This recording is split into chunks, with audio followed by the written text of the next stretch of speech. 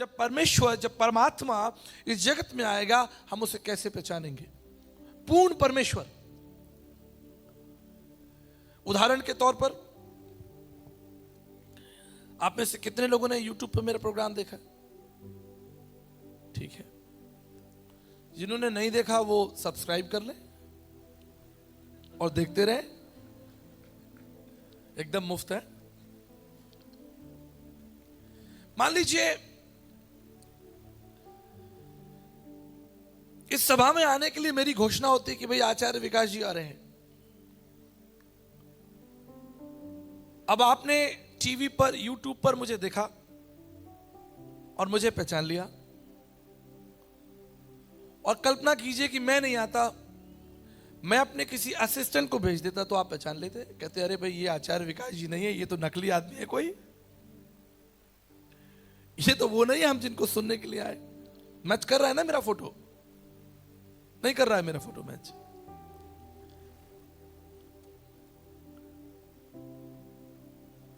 भारतीय तत्व ऋषि बड़े बुद्धिमान थे, उन्होंने इस परमात्मा के बारे में 10 महत्वपूर्ण बातें की, मैं आपके सामने बताना चाहता हूं। सबसे पहले, वो परमात्मा है, वो किसी दासत्व में नहीं है। जो परमेश्वर है वो सबसे महान है, उससे ऊपर कोई नहीं। सारी भौतिक जगत, संसार, जो कुछ दिख रहा है वो उसके अधीन है। सबसे पहली बात, वो परमात्मा है। आत्मा सो परमात्मा। परमेश्वर ने हमारे अंदर आत्मा डाला है, लेकिन वो परमात्मा है, हम परमात्मा नहीं है। कोई मनुष्य परमात्मा नहीं हो सकता। इसलिए मुझे बड़ा दुख लगता है जब लोग इंसानों के चरणों में झुकते हैं, भागते हैं, उन्हें परमात्मा मान लेते हैं, उनकी जय जयकार हो रही है, मनुष्य को उठाया जा रहा है, मनुष्य की प्रशंसा हो रही है। आज इस संसार में परमात्मा को छोड़कर आत्मा की पूजा हो रही है, मनुष्यों की पूजा हो रही है। लेकिन भारतीय दार्शनिकों ने कहा था ब्रह्म विद्या 31 में कि वो परमात्मा है, उपासना, आराधना केवल उस परमात्मा की होनी चाहिए। दूसरी महत्वपूर्ण बात, श्रोतिमम, सब बातों का जानने वाला, जो सब बातों को जानता हो, जो भविष्य भूतकाल को जानता हो, जो भविष्य में होने वाली घटनाओं को जानता हो, जो इतिहास में हो चुकी घटनाओं को जानता हो। इसलिए जब नतैल प्रभु यीशु मसीह के पास में आया, प्रभु यीशु मसीह ने नतैल से कहा मैं तुम्हें जानता हूं, अंजीर के पेड़। वो डर गया, बोला मैं, आप मुझे कैसे जानते हैं? बोले मैं तुम्हें तब से जानता हूं जब तुम अंजीर के पेड़ के तले नीचे थे। मैं तुम्हें तब से जानता हूं जब आदम और हव्वा ने अपनी नंगता को छुपाने के लिए अंजीर के पत्ते लपेट लिए थे। मैं तब से तुम्हें जानता हूं। प्रभु यीशु मसीह को पता था कि किस मछली के मुंह में सिक्का है। श्रोतिमम, सब बातों का जानने वाला, कौन मुझे पकड़वाएगा, कल सुबह क्या होगा, उसे मालूम था कि जकई किस पेड़ पर बैठा है। जकई था कि लाजर था? आप ध्यान से सुन रहे हैं ना? ठीक है। नहीं, मैं कभी कभी लाजर भी बोल देता हूं, लोग मान लेते हैं, विश्वास कर लेते हैं, वो ध्यान से नहीं सुनते। वो कहते हैं हाँ ठीक है, लाजर पेड़ पर बैठा था, जकई को प्रभु ने जिंदा किया, हाँ ठीक है। मैं चेक करता हूं भी आप लोगों को बीच में, देखता हूं मैं पोर्ट ब्लेयर के लोग बाइबल पढ़ते कि नहीं पढ़ते। हाँ, उसे मालूम था कि जकई के इस पेड़ पर बैठा, उसे मालूम था कि इस मछली के मुंह में सिक्का। श्रोतिमम। तीसरी महत्वपूर्ण बात, ब्रह्मनिष्ठम, पूर्ण परमेश्वर। कोई संत महात्मा, गुरु, पीर, पैगंबर नहीं, स्वयं परमेश्वर, ब्रह्मनिष्ठम। उतर कर आया, उसने कहा मैं और पिता एक हैं। मैं और पिता, पूर्ण परमेश्वर। अगर आप इब्रानियों उसका पहला अध्याय, उसके पहले पद को पढ़ेंगे, वहां लिखा है पूर्व युग में परमेश्वर ने हमारे बाप दादाओं से बातें की। In the past he spoke through profits, but in the and he spoke through his son. जो सब वस्तुओं का वारिस है, पूर्ण परमेश्वर, ब्रह्मनिष्ठम। अथर्ववेद 11:5-17 में लिखा है ब्रह्मचारी, उसका विवाह नहीं होगा। जब वो परमात्मा, पूर्ण परमेश्वर संसार में आएगा, वो विवाह नहीं करेगा, उसकी संतान, घराने, बच्चे नहीं होंगे। तब तुम उसको पहचान लेना कि वो पूर्ण परमेश्वर है। याद रखिएगा मेरी बात। जिसका विवाह हो गया, जिसके बच्चे जो गृहस्थ आश्रम में चला गया, वो कैसे परमात्मा हो सकता है? वो तो खा रहा है, पी रहा है, शिकार करने जा रहा है, कमाने जा रहा है। हम बात कर रहे हैं पूरे जगत की रक्षा की, और केवल हिंदुस्तान की नहीं, पूरे विश्व की बात कर रहे हैं। जापान के लोगों को कौन बचाएगा? अफ्रीका के लोगों को कौन बचाएगा?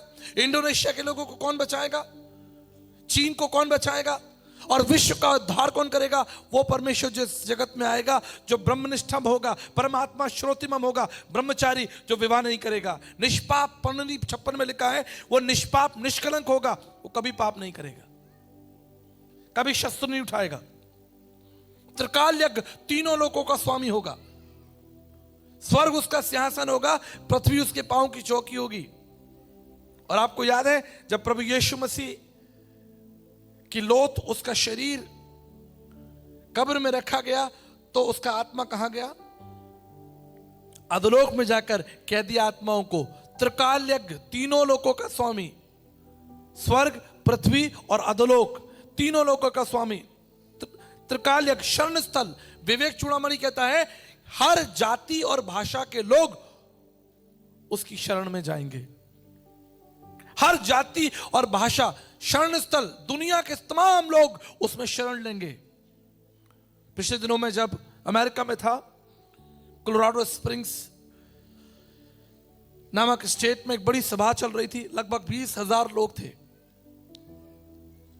बड़ा अद्भुत था जब क्वायर डायरेक्टर ने कहा कि हम सभी लोग अपनी अपनी भाषा में गीत गाएंगे। आई सरेंडर, और यीशु मसीह को मैं सब कुछ देता, यीशु को मैं सब कुछ देता। 20,000 लोग जो पूरी दुनिया से आए थे, अपनी अपनी भाषा में गीत गा रहे थे, यीशु को मैं सब कुछ देता। अद्भुत नजारा था।